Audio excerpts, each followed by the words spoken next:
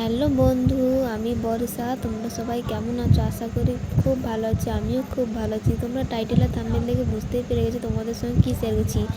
বাপের বাড়ি গিয়েছিলাম গত 10 দিন আগে শীতলা পূজায়। দেখো এখানে আমি এটা দুপুরের ভিডিও, সকালের ভিডিওটা করা হয়নি। মামা বাড়ি খেতে যাচ্ছিলাম, তাই ভিডিওটি দেখো। এই একটা মামিমা ডন্ডি মাপছে। তোমরা কি বলো কমেন্টে প্লিজ জানাবে। একজন জলের ঘটিটা নিয়ে যাচ্ছিলো, একজন ধূপ আর একটা লাঠি নিয়ে ওই যে মামিমাটা মাপ করছিল ওটা দেখাচ্ছিলো। দিয়ে রাতের বেলায় দেখো আরতি দেখতে গিয়েছিলাম। এখানে আরতি হচ্ছে। তোমরা তো জানো মাইকের শব্দ হলে কপিরাইট ফেলে দেয়। দিনের বেলায় ভিডিওটা করতে পারলাম না, কারণ জানো তো কুটুম বাটুম এলে একটু ঝামেলা বেশি হয়, তোমরা সবাই জানো। অনেক দিন পর 4 বোন 4 জামাই এসেছে, কত আনন্দ ফুর্তি বলো দেখি। তোমরা ভাবছো কি আমরা 4 বোন? আগে না, আমার কাকুর 2 মেয়ে, আমরা 2 বোন 1 ভাই। আমরা এই বছর শীতলা পূজায় সব বোনগুলো এসেছিলাম।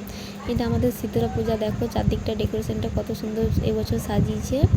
এখানে সুজির ভোগ দেওয়া হয়, তুমি যেটা ভোগ দিতে চাও সেটাই হবে। দিয়ে রাতে আরও চলে এসেছিলাম বাজি ফোটানো দেখতে। আরতির সময় বাজি ফোটানো হয়। এ দেখো কম বেশি 7:30 থেকে আরতিটা শুরু হয়েছিল, 8টা-9টা পর্যন্ত মানে বাজি বোমটা ফাটানো হয়েছিল।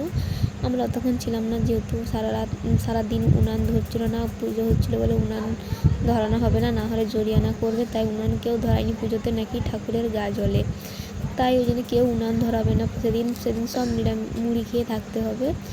আরতি শেষ হয়ে গেলে, পুজো শেষ হয়ে গেলে মাইকে অ্যানাউন্স করবে তোমরা বাড়িতে উনান ধরাতে পারো। তো আরতি পুজো শেষ হয়ে যাওয়ার পর আমরা বাড়িতে উনুন ধরেছিলাম। সেদিন নিরামিষ, এটা ছিল বড় পূজার দিন। দেখো কত বাজি ফুটছে। আর তারপরের দিন পুজো হয়েছিল, অনুষ্ঠান হয়েছিল। তারপরে কিছু মানে কি বলবো, পুজো 2 বছর ধরে পসরা গান হয়েছিল, ওইসব মানে ভিডিও করার সময় পাইনি আর কি। দিয়ে দেখছো বাজি ফোটানোটা বেশ ভালোই জমজমাট হয়েছিল, কিন্তু অনেকক্ষণ ছিলাম। তারপরে বাড়ি চলে এসেছিলাম। অনেকের মানসিকই বোম থাকে, বোম দেয়। আমার মানসিকই করেছে, এই বছর দেয়নি, পরের বছর দিবে।